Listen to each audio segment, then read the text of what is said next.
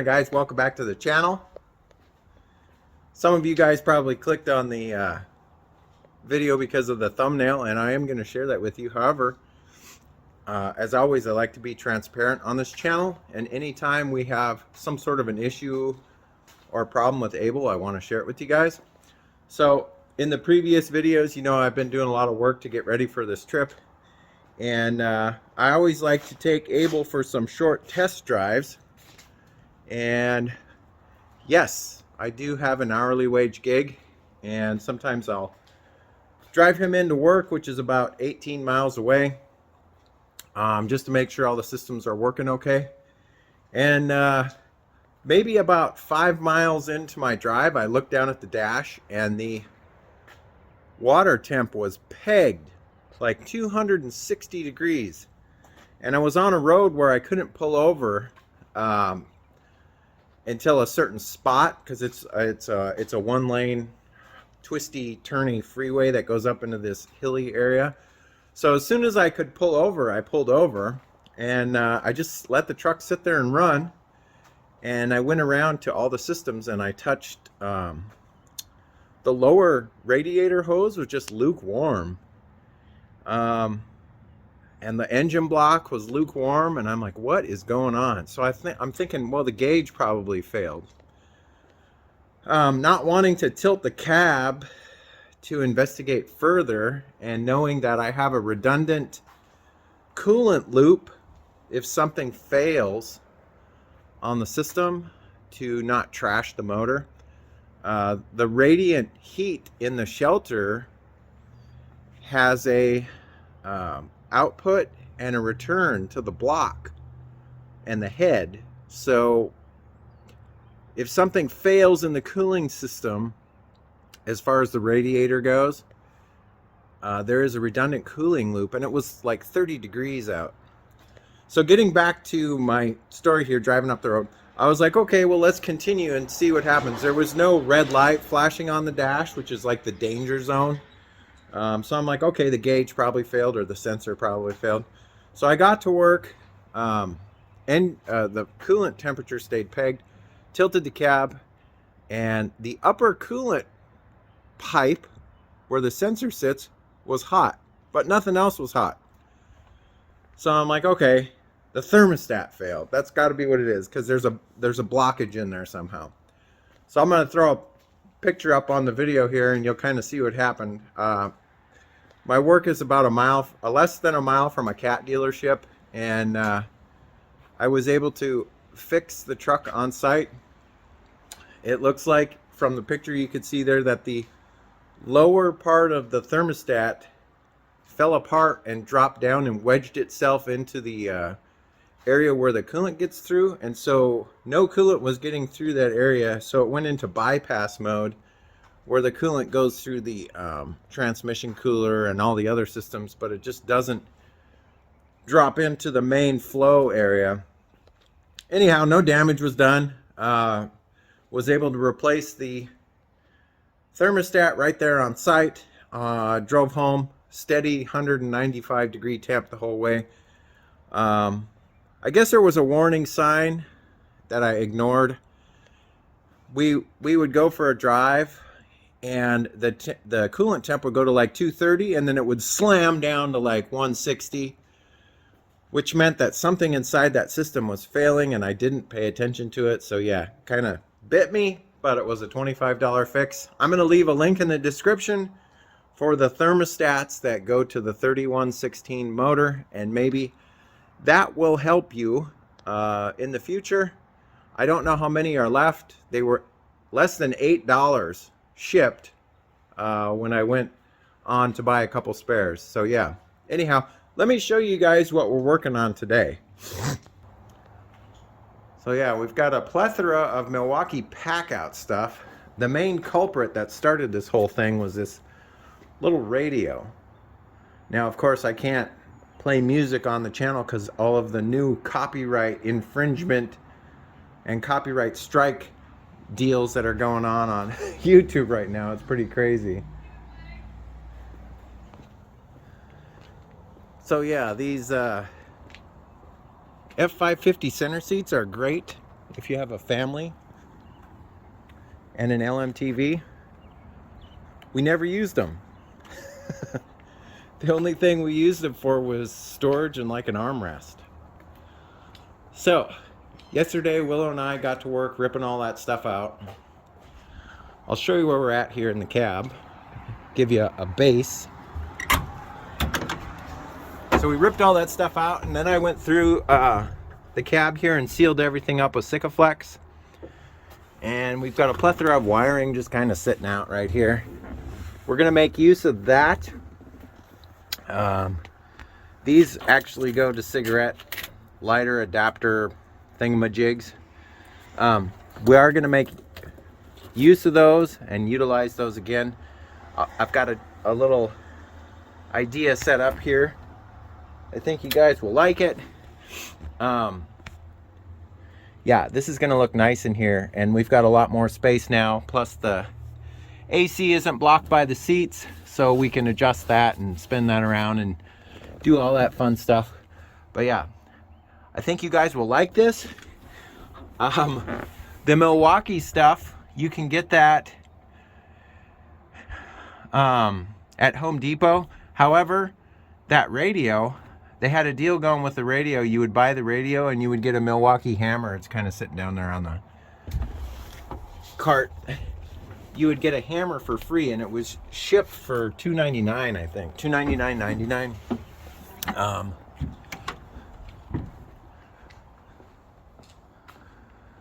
Yeah, so this radio and this hammer, $2.99.99. Ohio Power Tool, I'll leave a link in the description. I don't know if they still have that in stock. But anyhow, we will start remodeling the interior of the cab here. And this is going to be a fun one. I kind of like the idea that I came up with, and I hope you guys do too. So stay tuned. Here we go.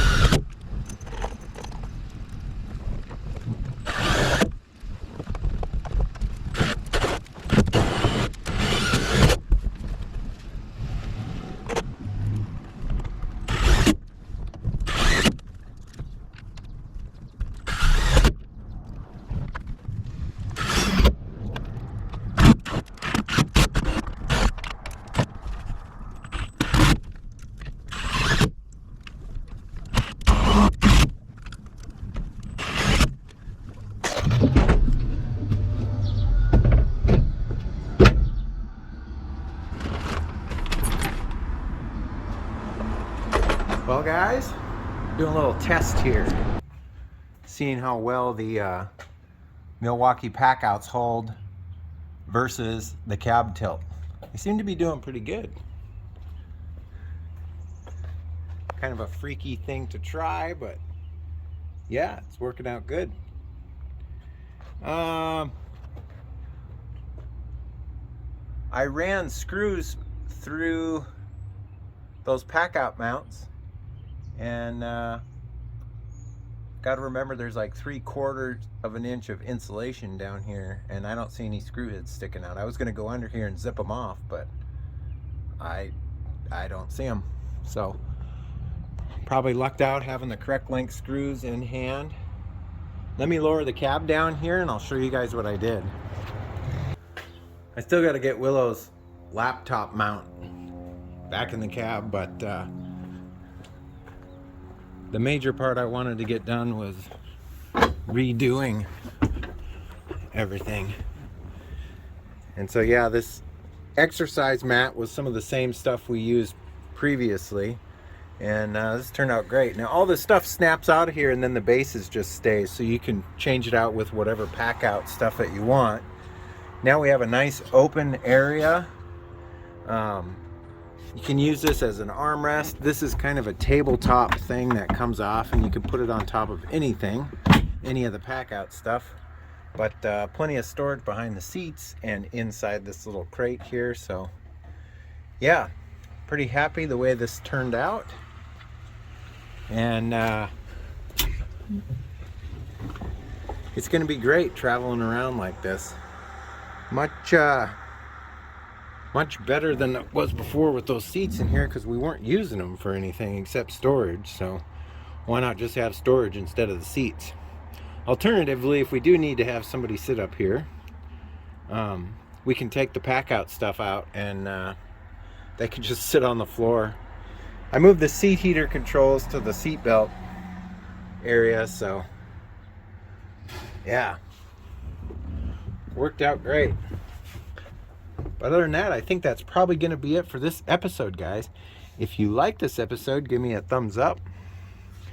If you're not subscribed yet, I'd love to have you as a subscriber. You guys are going to want to stay tuned. We've got Adventures with Abel episodes coming up on a trip that we're heading out to do. And I've got some other stuff in store for the motorcycles, as well as Abel.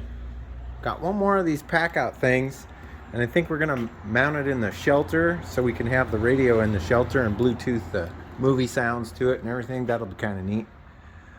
But other than that, I hope you guys are staying safe, taking care of each other, and as always, I will catch you next time. See you later. Bye-bye.